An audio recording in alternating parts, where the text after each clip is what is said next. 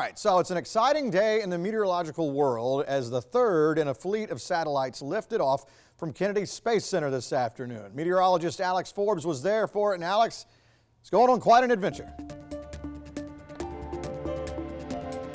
Ben, it is indeed, like you said, the third in the fleet of satellites lifted off here from Kennedy Space Center.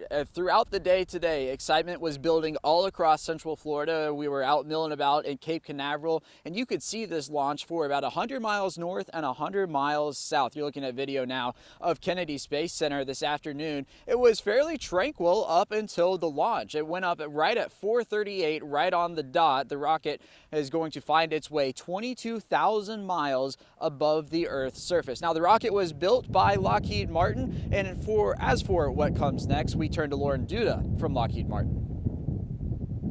It'll continue to travel upward in its trajectory towards a geostationary orbit, at which point we'll have separation and then the satellite will be on its own in space.